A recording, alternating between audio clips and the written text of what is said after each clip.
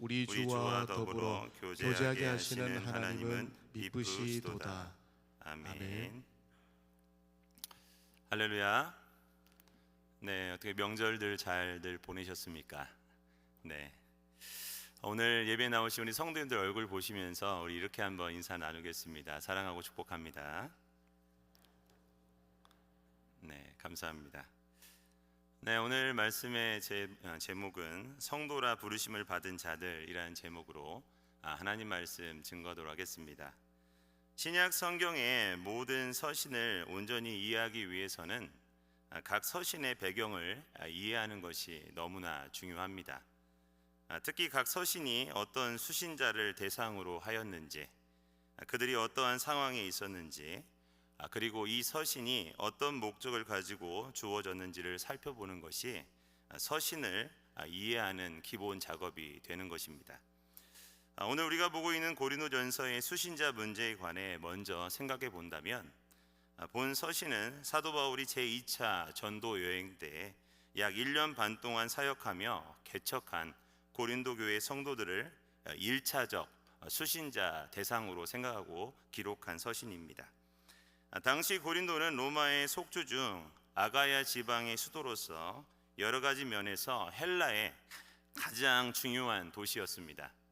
왜냐하면 고린도는 아가야 지방의 수도로 지리적으로 상당히 중요한 지점이었기 때문에 그렇습니다.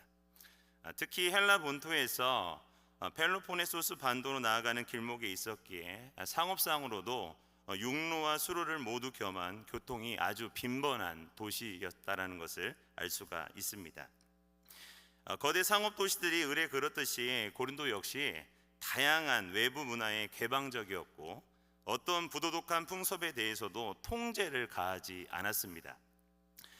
특히 성 문제는 그 사회의 도덕적 척도라고 할 수가 있는데, 고린도는 성적으로 문란하기로 유명한 도시였다라는 것은 아마 말씀을 듣는 모든 성도님들도 다 알 거라고 믿습니다.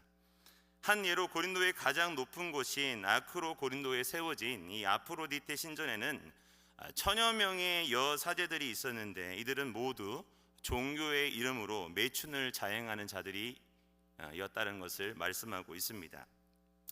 이런 환경 속에서 고린도 교회가 많은 도덕적 문제에 직면한 것은 그리 놀라운 일은 아닙니다. 사도 바울은 고린도전서 5장 9절을 통해서 이 서신을 이미 기록하기에 앞서서 이렇게 말씀을 하고 있었습니다. 음행하는 자들을 사귀지 말라, 이렇게 권면하고 있다는 것이죠. 사도 바울이 본 서신을 기록하기 이전에도 고린도 교회에는 음행을 비롯한 윤리적인 문제가 심각하게 표출되고 있었던 것입니다. 사도 바울이 본 서신을 기록할 당시 3차 전도 여행을 이미 시작하고 에베소에서 사역을 마무리할 쯤에 있었습니다. 거기서 바울은 여러 경로를 통해서 고린도 교회의 상황을 전해 듣게 되었고, 사도 바울에게 들려온 고린도 교회의 상황은 이전에 비해서 좋아진 것이 아니라 계속적으로 나빠지고 있었던 상황이라는 것을 듣게 됩니다. 고린도 교회는 음행 문제뿐만 아니라 심각한 분쟁까지 발생하게 되었고, 그 분쟁의 양상 또한 아주 복잡하게 진행이 되었습니다. 특정 사역자들의 인맥을 중심으로 분파가 생기는가 하면, 또한 우상 제물을 먹는 문제 등에 대해서 입장 차이로 인하여서 또한 패가 갈려져 싸우게 되었습니다. 뿐만 아니라 각종 영적 은사를 받은 자들이 저마다 자기들의 은사를 내세우며 자랑하게 되었고, 주의 만찬은 오용되었으며 예배는 무질서하게 변화가 되어버렸습니다. 교리적으로도 기독교 복음의 핵심인 부활을 부인하는 거짓 교사들의 이 가르침이 마치 독소처럼 교회를 오염시키고 있었습니다. 이것을 통해 사도 바울이 본 서신을 기록한 첫 번째 목적은 은사는 풍족하나 그리스도의 교회로서 여전히 미성숙하고 육신적인 상태에 머물러 있는 이 고린도 교회의 오류들을 바로잡기 위해서 이 서신을 기록하고 있는 것입니다. 두 번째 목적은 우리가 잘 알고 있는 것처럼 고린도에 일어난 여러 가지 많은 문제들이겠죠. 교회의 분쟁, 성적 부도덕, 세상 법정에서의 소송, 결혼과 이혼, 우상 제물의 식사, 주의 만찬, 영적 은사의 사용, 예배의 질서, 부활의 교리 등 고린도 교회가 당면한 제반 문제들에 대해 목회적인 관점에서 진심 어린 책망과 권면 및 바른 진리를 제시하기 위해서 이 서신을 기록하고 있는 것입니다. 그러하게 우리가 이 고린도에 있는 이 배경을 온전하게 이해를 하고 오늘 본문을 이해할 때 왜 사도 바울이 이들에게 이렇게 서신을 시작할 수밖에 없었는지를 우리가 이해할 수 있는 것입니다. 이러한 내용을 이해하고 오늘 말씀을 한번 보도록 하겠습니다. 1절에서부터 3절 말씀을 같이 한번 찾아서 읽어보겠습니다. 1절에서부터 3절 말씀입니다. 시작. 하나님의 뜻을 따라 그리스도 예수의 사도로 부르심을 받은 바울과 형제 소스데네는 고린도에 있는 하나님의 교회 곧 그리스도 예수 안에서 거룩하여지고 성도라 부르심을 받은 자들과 또 각 처에서 우리의 주 곧 그들과 우리의 주 대신 예수 그리스도의 이름을 부르는 모든 자들에게 하나님 우리 아버지와 주 예수 그리스도로부터 은혜와 평강이 있기를 원하노라. 아멘. 1절에서부터 3절을 통해서 이 발신자와 수신자를 밝히고 있는데 특히 1절을 통해 사도 바울은 자신의 사도권을 먼저 분명하게 밝히고 있는 모습을 우리에게 보여주고 있습니다. 왜냐하면 고린도 교회 안에 있었던 문제 중에 여러 분파들이 난립함으로 사도 바울의 사도권을 부정하려고 하는 경향들이 너무나 많아졌기 때문에 그렇습니다. 그러게 사도 바울은 자신의 사도권이 그 누구도 아니라 바로 하나님의 뜻에 의해 주어진 것이라는 점을 명백하게 밝히는 것이 필요했던 것입니다. 이것을 통해 사도 바울이 전하는 이 복음의 신실성과 결부되어 있는 문제였기 때문에 상당히 중요한 사안이었던 것입니다. 그러게 바울은 1절 말씀을 통해 자신의 사도권의 근원이 어디에서부터 시작되었는지를 언급하고 있는 것이에요. 1절 말씀을 제가 다시 한번 읽어드리겠습니다.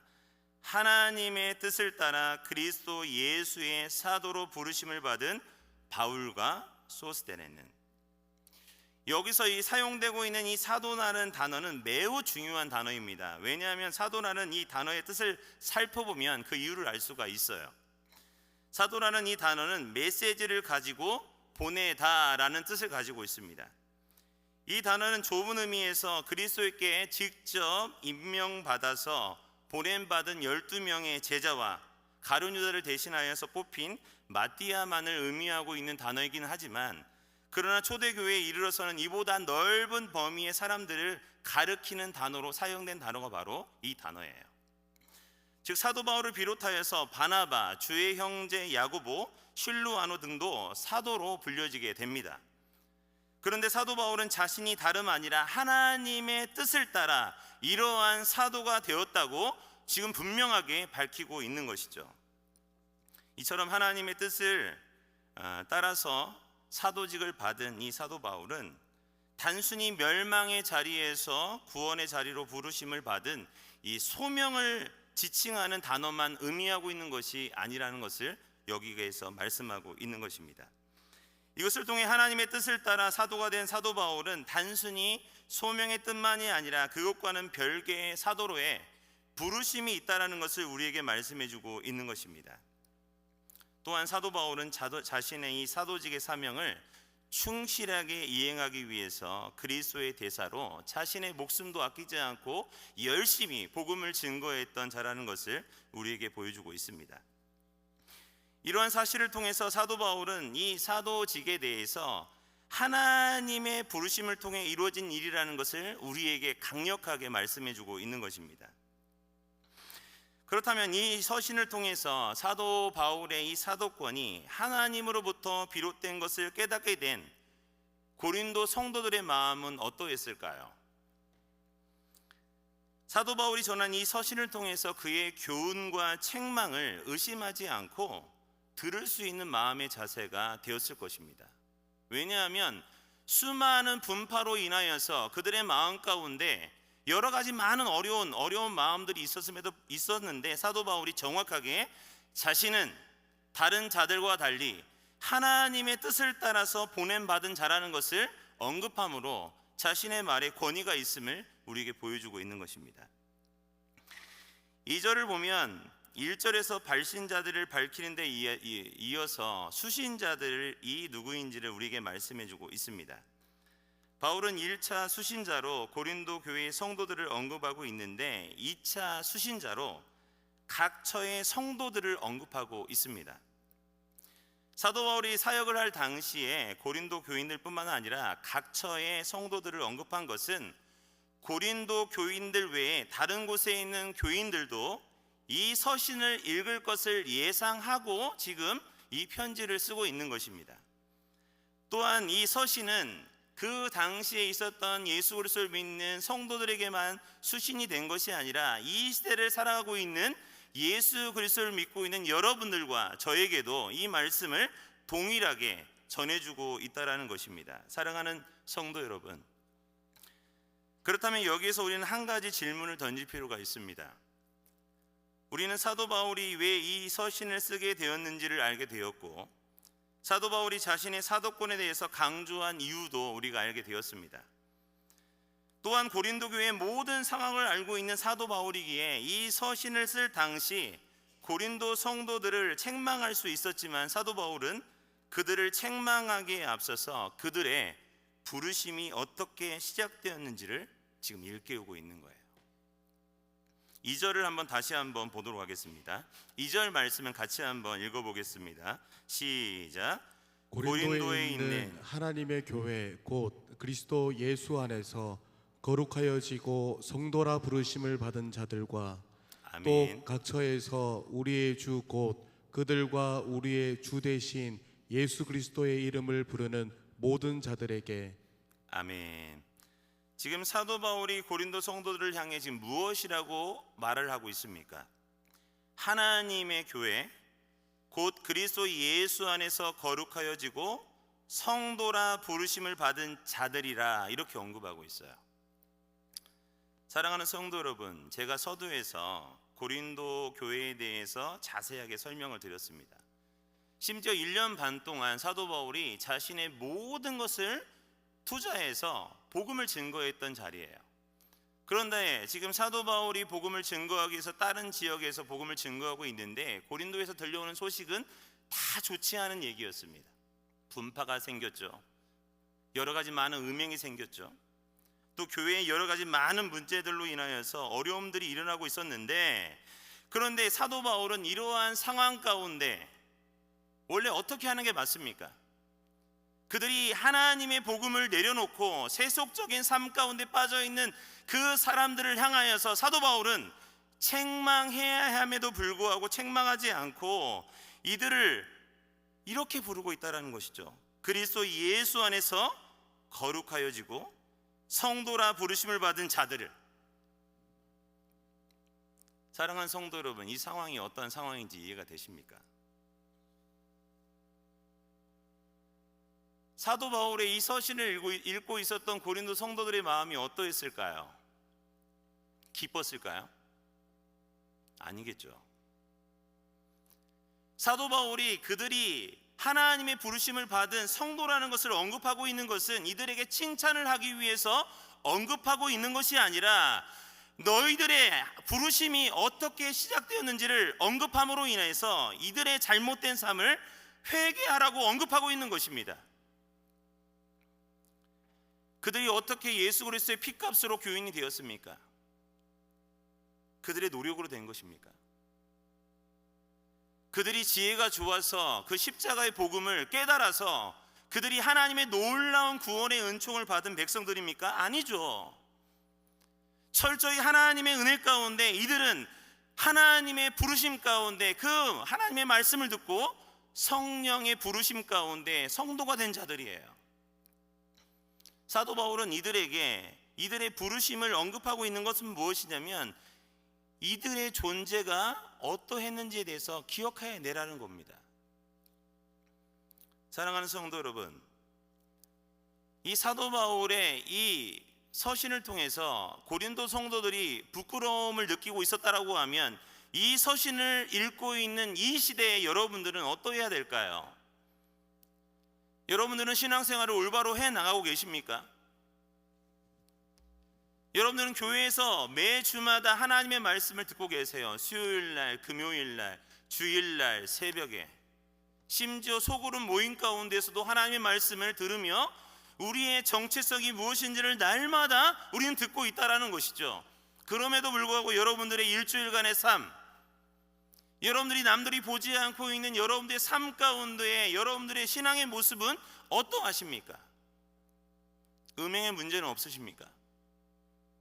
제가 말씀드리는 음행의 문제는 성적인 문제만 얘기하는 것이 아니라 여러분들의 내면적인 그런 음행들을 얘기하는 거예요. 여러분들 안에는 분쟁은 없습니까? 여러분들 안에는 여러 가지 많은 하나님보다 더 좋아하는 것들이 여러분들 마음을 사로잡고 있지는 않습니까? 하나님을 믿고 있다고 하면서도 성공을 위해서 하나님을 이용하고 있지는 않습니까? 여러분들이 기도하는 이유가 무엇입니까? 여러분들의 마음 가운데 평안을 위해서 기도하기 위해 이 자리에 나오십니까? 아니면 여러분들이 정말 하나님의 은혜 아니고서는 살 수 없다라는 믿음을 가지고 여러분들의 일주일간의 삶을 살아가고 있습니까?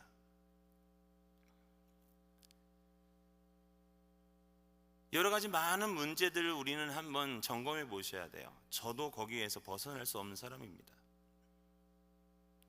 사도 바울은 이들이 1년 반 동안 복음을 증거하고 여러 가지 많은 능력과 은혜를 체험한 것을 경험했음에도 불구하고 이들에게 들려오는 소식을 들을 때마다 마음이 얼마나 어려웠을까요? 사도 바울은 책망할 수 있는 사람이었고 이들에게 엄청난 징계를 내릴 수도 있는 자였습니다. 그럼에도 불구하고 이들을 뭐라고 얘기하고 있죠? 그리스도의 부르심을 받은 성도들이라고 얘기하고 있어요. 사랑하는 성도 여러분, 여러분들의 정체성을 한번 돌아보세요. 여러분들은 누구십니까? 여러분들은 교회 안에서만 성도입니까? 아니면 세상에 나아가서는 똑같이 세상 사람들과 같은 사람들처럼 보내고 계십니까? 우리는 여기서도 성도고 세상에 나아가서도 성도고 여기서도 빛과 소금의 역할을 감당해야 되고 세상에 나아가서도 빛과 소금의 역할을 감당해야 되는 자들입니다. 남들이 보는 자리에서만 올바로 쓰임받는 자가 아니라 남들이 보지 않는 그곳에서도 하나님을 의식하며 거룩함을 지켜야 되는 존재가 바로 우리라는 것이에요.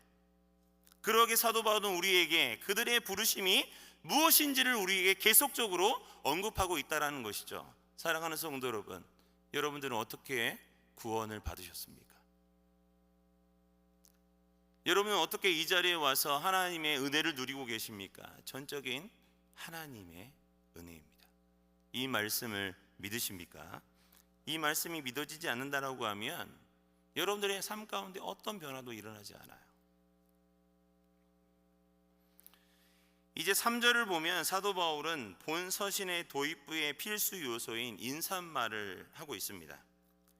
이 인사말은 본격적인 내용을 쓰기 전에 먼저 인사를 나누는 것인데, 그리고 이 인사말이 담겨진 내용은 예수 그리스도를 통해 성도가 된 자들에게 쓰는 내용이기에 더 큰 의미가 있는 것입니다. 무엇이라 인사말을 마무리하고 있습니까? 보면 3절을 보면 이렇게 얘기하고 있어요. 하나님 우리 아버지와 주 예수 그리스도로부터 은혜와 평강이 있기를 원하노라. 어디서 많이 들어본 말씀 아니십니까? 우리가 드리는 매 예배마다 예배가 끝이 나고 우리 담임 목사님이나 많은 목사님들이 축도를 하고 마치지 않습니까? 마치 축도와 같은 인사말로 마무리하고 있는 모습을 보여주고 있어요. 그렇다고 하면 왜 이러한 인사말을 하고 있는 것일까요? 이것도 동일한 것입니다. 그것은 하나님은 우리를 창조하신 분이시며 죄 가운데 있는 우리를 예수 그리스도를 통해 구원하여 주신 우리의 삶의 주인 되심을 함축하고 있는 인사말인 것입니다.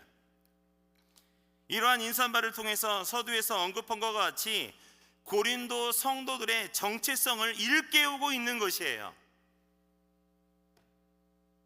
사랑하는 성도 여러분, 자녀들을 키우실 때, 자녀들이 잘못을 하고 있을 때 이들에게 꾸중만 한다고 해서 그들이 변화가 됩니까? 그렇지 않죠. 많은 아이들이 변화가 될 때 그 아이가 얼마나 소중한 존재인지를 일깨우게 될 때 그 아이들이 자신의 존재를 인식하면서부터 변화가 일어나게 되는 것이에요. 동일한 것입니다. 우리가 죄 가운데 빠져 있을 때, 허우적거리고 있을 때, 우리의 능력으로 아무것도 할 수 없는 그 자리에 빠져 있을 때, 그때 우리는 우리의 정체성이 무엇인지를 돌아보셔야 되는 거예요. 그럼에도 불구하고 우리는 하나님께서 부르신 성도인 것입니다. 믿으십니까? 그때서부터 회복이 일어날 수 있게 되는 것이에요. 그러게 사도 바울은 1절에서부터 3절의 말씀을 통해서 계속적으로 우리에게 언급하고 있는 말씀은 뭐냐면 그들의 정체성입니다. 이들의 정체성이 무엇이죠? 예수 그리스도의 제자, 빛과 소금의 역할을 감당하는 자들, 교회에서뿐만 아니라 세상에 나아가서도 그러한 역할을 해야 될 자들이라는 것을 우리에게 말씀해주고 있는 것입니다. 사랑하는 성도 여러분, 여러분들도 이러한 정체성을 가지시기를 주님의 이름으로 축원드립니다. 두 번째로 살펴볼 말씀은 4절에서부터 7절 말씀인데, 이 말씀은 고린도 교회의 긍정적인 측면에 대한 사도 바울의 감사의 말입니다. 4절 말씀을 우리 같이 한번 읽어보도록 하겠습니다. 4절 말씀입니다. 시작. 그리스도 예수 안에서 너희에게 주신 하나님의 은혜로 말미암아 내가 너희를 위하여 항상 하나님께 감사하노니. 아멘. 우리는 서두에서 살펴보았듯이 사도 바울은 고린도 성도들의 방종과 타락을 알고 이들에게 권면하기 위해서 이 서신을 지금 쓰고 있는 것입니다. 그러나 4절 말씀을 통해서 사도 바울은 오히려 감사하고 있어요. 자칫 사도 바울의 이 감사는 고린도 교인들에 대한 비난 섞인 풍자로 이해될 수 있었지만 사도 바울의 이 감사는 진정한 감사였다라는 것을 우리가 알 수가 있습니다. 왜냐하면 그들의 영적 상태에 대하여 좌절할 수 있는 상황이지만 사도 바울은 이러한 점을 감안하여서 미리 그들이 가진 신앙의 긍정적인 측면을 지적하고 그것에 대해서 감사함으로 고린도 교인들에 대한 자신의 신뢰감을 보여주어 그들이 낙담에 빠지지 않도록 이렇게 이들을 격려하고 있는 것입니다. 영적 지도자의 사랑이 느껴지지 않습니까? 제가 사역을 오래 한 것은 아니지만 그래도 꽤 했습니다. 제가 예전에 전도사 때 혈기가 왕성할 때 말을 듣지 않는 그 초등학교 우리 아이들을 가르치면서 이 말을 너무 안 듣는 애들을 정말 열심히 때렸습니다. 머리를 정말 열심히 때렸어요. 제가 그때 지금보다 더 몸이 좋았거든요. 진짜 거짓말 않고 이 주먹으로 이 아이들을 말 안 듣는 아이들을 이 머리를 진짜 엄청 세게 때렸어요. 그때는 이 때려도 애들이 말을 듣는 데였거든요. 때린다고 이 아이들이 변화가 되지 않더라고요. 근데 이 아이들을 제가 어떻게 사역을 했냐면 교회 아침에 9시에 예배를 드린다라고 하면 7시부터 교회 봉고차를 가지고 다니면서 그 아이들의 집집마다 다니면서 다 깨우고 다녔어요. 몇 명이 안 되니까.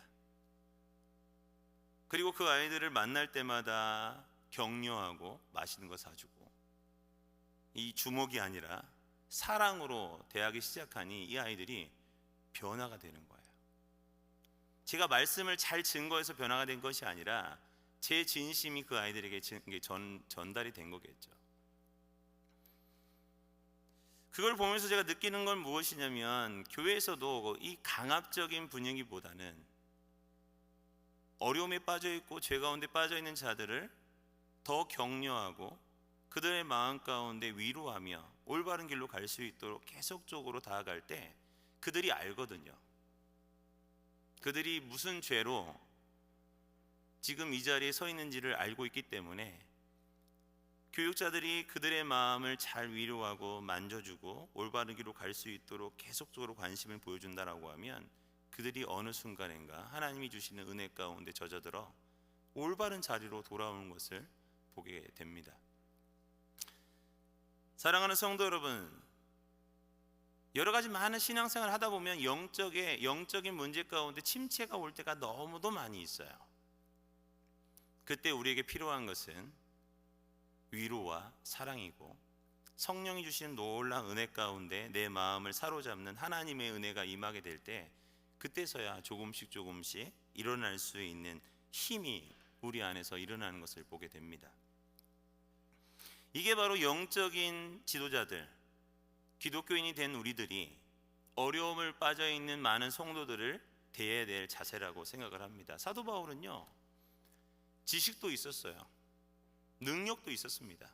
수많은 많은 것들로 사람들을 감동시킬 수 있는 능력자였지만 그것으로 다가간 것이 아니라 예수 그리스도께 배운 그 가르침과 사랑으로 그들에게 다가감으로 인해서 그들의 마음을 변화시키게 된 거 아니겠습니까? 여러분들도 누군가 어려움에 빠지고 힘들어할 때 사도 바울과 같이 예수 그리스도의 사랑으로 그들을 따뜻하게 교훈하고 안아주는 여러분들 되기를 주님의 이름으로 축원을 드립니다. 4절 말씀을 다시 보면 이렇게 얘기하고 있어요. 사도 바울의 감사의 내용 중에 그리스도 예수 안에서 너에게 주신 하나님의 은혜라는 말씀이 있습니다. 이 감사는 단순히 일반적인 은혜가 아니라 매우 특별한 은혜 때문에 주어진 감사를 의미하고 있는 것입니다. 여기서 주신이라는 단어는 선물로 주다라는 뜻인데 하나님께서 아주 특별한 선물로 은혜를 이미 주셨다라는 의미를 가지고 있습니다. 사도 바울이 여기서 이 은혜를 감사하고 있는 것은 이 은혜는 고린도 교회에게 주신 특별한 은사만을 의미하기보다는 오히려 그것을 포함하여 더 넓은 의미, 그 구원의 은혜까지 가리키고 있는 것이기 때문에 그런 것입니다. 제가 지금 계속적으로 반복되게 언급하고 있는 게 있죠. 지금 사도 바울은 이들에게 책망할 수 있음에도 불구하고 계속적으로 이들이 받은 하나님의 놀라운 은혜를 계속적으로 언급하고 있다는 것입니다.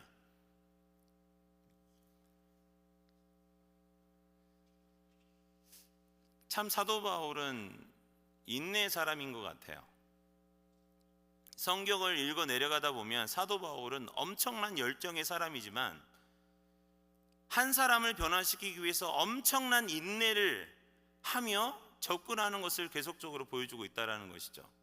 어떻게 보면 이 고린도 교회를 바라보면 사도 바울은요, 당장이라도 고린도 교회에 와서 이들을 책망하고 뒤집어 엎고 자기가 또 다시 모든 것들을 세워나갈 수 있음에도 불구하고 이 서신을 통하여서 이들이 하나님의 은혜 가운데 변화될 수 있도록 계속적으로 중보기도하며 인내하는 모습을 보여주고 있다는 것입니다. 사랑하는 성도 여러분, 우리가 모이는 모든 공동체가 그런 공동체가 됐으면 좋겠어요. 곧 있으면 사랑방도 이제 우리가 다시 개강하게 되고 교회의 사역들이 계속적으로 진행이 되게 될 텐데 그런 모임 가운데 사도 바울이 보여준 이 놀라운 이 사랑의 인내로 우리가 모이는 모든 장소에 변화가 일어나기를 주님의 이름으로 축복을 드립니다. 여러분들 이번 명절 때 어떠셨어요? 어떤 분 저번에 우리 담임 목사님 그랬나요? 가장 시험의 자리는 자동차를 타고 교회를 올 때 여러분들도 이 명절날 친정을 오거나 아니면 시댁으로 가실 때 언제부터 마음이 어려웠습니까? 가정에서 짐을 쌀 때부터 차 타고 올 때까지 얼마나 마음이 어려우셨어요. 그런데 어떻게 됐죠? 내가 누군가를 섬기기 위해서 마음 안에 사랑을 품고 갔을 때 그 자리가 놀라운 은혜의 자리가 되는 것을 보게 됩니다. 그러나 내 안에 불편함이 있고 내 능력으로 뭔가 하려고 하면 할수록 계속적으로 꼬이고 어려움이 찾아오는 것을 경험하지 않았습니까? 여러분들 가정예배 드리셨어요? 명절에? 어떠십니까? 가정예배 드리기 어려우시죠? 저희 가정도 원래는 저희 할머니 때부터 예수님을 믿었기 때문에 명절날 예배를 잘 드렸습니다. 근데 중간에 예배를 드리지 않는 때가 있었는데 언제 예배를 다시 회복하게 되었냐면 제가 군대에 제대하고 난 이후에 제가 마음 가운데 우리 집에서 예배를 드렸으면 좋겠다는 마음을 가지고 아버지와 어머니께 제가 건의를 드려서 예배를 처음 드렸던 적이 있어요. 전 솔직히 되게 두려웠습니다. 왜 그러냐면 아버지의 그 얼굴 표정을 볼 때 두려웠고 예배를 인도한다는 것 자체도 마음이 어려웠고 내가 인도했을 때 가족 분위기는 어떻게 될까라는 여러 가지 많은 어려움들을 놓고 걱정을 했는데 제가 그때 말씀을 잘 증거했을까요? 증거하지 못했습니다. 성경 구절을 읽고 그냥 울었어요. 이상하게 눈물이 나오더라고요. 그냥 성경 구절 읽고 한 1분간 울고 화장실 가서 얼굴 닦고 나와서 예배 끝 이렇게 됐어요. 근데 그걸 계기로 매 명절 때마다 계속적으로 예배를 드리는 그런 시간들을 가지게 되었습니다. 그러면서 제가 느꼈던 게 뭐냐면, 예배를 드리는 그 시간을 통해서 하나님이 주시는 은혜가 너무도 크다는 것을 느꼈습니다. 당연히 마음이 좋지 않은 마음으로 그 자리에 오신 가족들도 있어요. 왜 예배를 드려야 될지 몰라서 그 자리에서 어려움을 가지고 있는 분들도 계세요. 그래서 제가 고안해낸 게 무엇이냐면, 예배를 인도하지만 기도는 아버님, 성경 구절 읽는 거는 조카, 마무리 기도는 형님, 기도 끝나고 모든 이제 아버님께 이제 한마디씩 아버님이 다 해달라고 제가 다 제안을 하고 이렇게 예배를 드렸는데, 이게 반복적으로 드리다 보니까 순서가 돼버렸어요. 제가 왜 이 말씀을 드리냐면, 사도 바울은 깨져 있는 그 자리를 회복시키기 위해서 했던 일은 무엇이냐면, 그 안에 하나님이 주셨던 은혜를 다시 한 번 더 기억하도록 만든 거예요. 오늘로써 이제 명절이 이제 끝이 나게 되죠. 만약에 이 명절날 불편한 마음을 가지셨다라고 하면 꼭 전화를 하셔서 미안하다, 다음 명절 때는 내가 더 잘하겠다, 이렇게 한번 얘기하는 것도 좋으실 것 같아요. 그리고 할 수만 있다라고 하면 짧게라도 예배를 드리시면서 하나님이 우리에게 부어주셨던 그 놀라운 은혜들을 가족들과 함께 짧게라도 나누는 시간을 가지셨으면 좋겠습니다. 왜냐하면 예배를 드리는 그 자리 가운데 하나님은요, 은혜를 베풀어 주십니다. 오늘 이 서신을 읽고 있었던 고린도 성도들의 마음이 어땠을까요? 이들도 마음 가운데 어려움이 있었을 겁니다. 자신들이 얼마나 큰 죄를 지었는지를 알고 있기 때문에. 그러나 이들이 하나님의 말씀을 기억하고 하나님 앞에 기도할 때 성령 하나님은 이들의 마음을 만져주시고 다시금 예수 그리스도의 십자가의 복음을 위해서 달려갈 수 있는 힘들을 이들에게 부어주시게 된 것입니다. 사랑하는 성도 여러분, 여러분들도 이렇게 우리에게 주어진 그 길 가운데 어려움이 찾아오고 죄 가운데 빠져 있을 때 하나님의 은혜를 기억하고 회개하며 다시 한 번 더 성령의 은혜를 구할 때 하나님이 또 한 번 걸어갈 수 있는 은혜를 베풀어 주실 것을 믿습니다. 그리고 그런 자리에서 쓰임받는 모든 분들이 되기를 주님의 이름으로 축원드립니다. 기도하겠습니다. 전능하신 하나님 아버지, 하나님 앞에 한때는 위대하게 쓰임받았던 교회가 하나님의 말씀을 버리고 죄 가운데 빠져 위태한 상황 가운데 처해 있을 때 하나님은 사도 바울이라는 하나님의 사도를 통하여서 그들을 권면하고 사랑으로 이들을 다시 한 번 더 예수 그리스도의 십자가 앞으로 이끌고 가는 모습을 우리에게 보여주시니 감사를 드립니다. 우리는 교회 생활을 하면서 무엇을 쫓고 있습니까? 하나님을 이용하여 뭔가를 얻기 위한 신앙생활이 아니라 우리에게 베풀어 주신 그 십자가의 은혜에 감격하여 우리의 신앙생활을 해나갈 수 있도록 은혜를 베풀어 주옵시고, 나에게 주신 세상의 달란트를 가지고 세상에 나아가 나만을 위해 살아가는 것이 아니라 예수 그리스도를 모르는 많은 자들에게 우리에게 베풀어 주신 그 놀라운 은혜를 흘려보낼 수 있는 축복의 통로로 우리를 사용하여 주옵소서. 특별히 우리 범어교회를 기억하여 주시고 우리가 서 있는 그 자리 가운데 분쟁과 나눔이 아니라 사랑과 화해와 또 서로의 마음을 위로할 수 있는 아름다운 자들이 될 수 있도록 우리를 사용하여 주옵시고, 우리 범어교회를 지금까지 사용해 주신 하나님, 이후에도 놀랍게 쓰임받는 교회가 될 수 있도록 은혜를 허락하여 주옵소서. 특별히 우리 가정을 놓고 기도하며 나아갑니다. 깨어져 있고 무너져버린 여러 가지 많은 아픔 가운데 있는 가정들 하나님 기억하여 주시고, 우리의 능력으로 할 수 없는 그 여러 가지 많은 일들 성령 하나님 앞서 나가서 일하여 주시고 우리의 마음을 만져주시고 우리에게 지혜를 주시고 우리의 말과 행동으로 선함을 나타낼 수 있도록 우리를 도구로 사용하여 주옵소서. 모든 것을 감사드리며 우리를 구원하여 주신 예수 그리스도의 이름으로 감사하며 기도드렸습니다. 아멘. 교회 소식 전해드리겠습니다. 장례입니다. 1교구 사랑 14 사랑방 장혜영 A 성도님께서 어제 17일 소천하셨습니다. 발인 예배는 내일 19일 성서병원 장례식장에서 9시에 드립니다. 교회 출발은 8시입니다. 성도님들의 위로와 기도가 있으시길 바랍니다. 장례 광고 두 분만 더 말씀드리겠습니다. 실보교구 신말분 명예집사님께서 9월 15일 주일 소천하셨습니다. 장례식장은 보은병원 장례식장입니다. 문상 위로는 9월 16일 월요일 다녀왔습니다. 실보교구 손용남 명예집사님께서 오늘 소천하셨습니다. 장례식장은 영대병원 장례식장 303호입니다. 발인 예배는 내일 오전 11시 30분에 있습니다. 차량 운행은 교회에서 11시에 출발합니다. 성도님들의 위로와 기도 부탁드리겠습니다. 다 같이 일어나서 앞뒤에 계신 성도님들께 이렇게 인사 나누며 우리 찬송가 335장 부르도록 하겠습니다. 사랑하고 축복합니다. 우리 찬송가 335장 부르도록 하겠습니다.